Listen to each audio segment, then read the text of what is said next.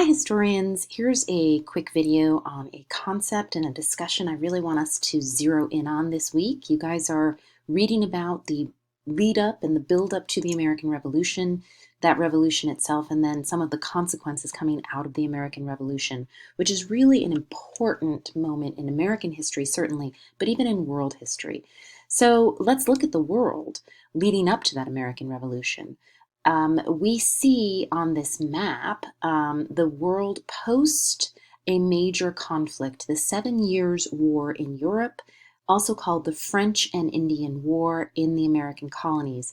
At the end of the French and Indian War in 1763, France is pretty much kicked out of the North American continent. You can see there's not a whole heck of a lot of French claims on this map.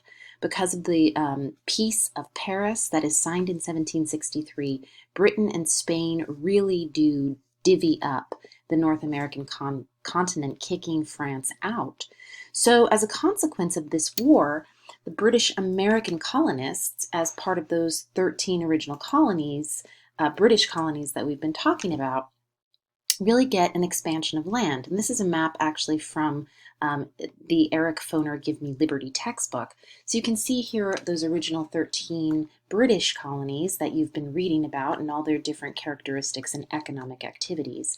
And then right here I'd like to call our attention to this red line, which naturally runs along a natural land barrier called the Appalachian Mountain Range. Beautiful area back east that sort of sets up this natural organic border for the British American colonists. After the French and Indian War at the end of 1763, these American colonists are thrilled at having defeated the French, having really claimed sort of a stance and a glory, if you will, on this North American continent, and almost unifying in a very unique way an identity of British American colonists. But make no mistake, at the end of the French and Indian War, these colonists in North America are still very dedicated to the British Crown.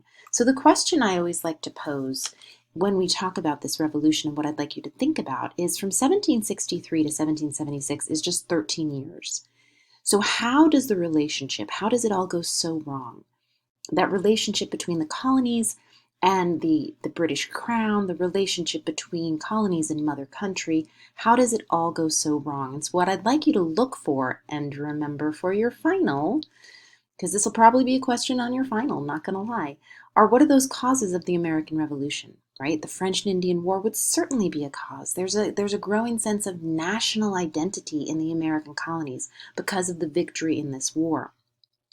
The Proclamation line of 1763, as you saw on that map we were just looking at, that red line that runs along the natural Appalachian border, the British will say, American colonists cannot move or explore or expand west of that proclamation line, and that has devastating impact on the American psyche. We just fought a war for Britain. We want land and we want to reap the benefits of that war.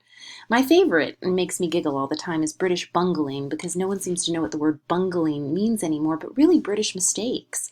England has one of the richest resources in the American colonies, and how do they mistakenly manage it?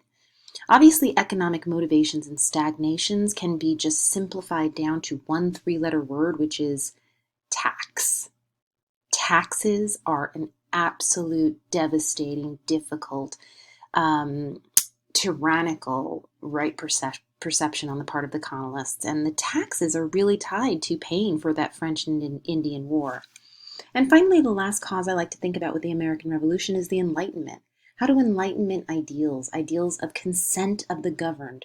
Britain is no longer giving consent, the American colonists feel. So how do those ideals, those Enlightenment, that language of liberty, how does that integrate into this cause for the American Revolution? Stuff for you to think about. Remember, these are going to be important as we march through the rest of the semester. Bye!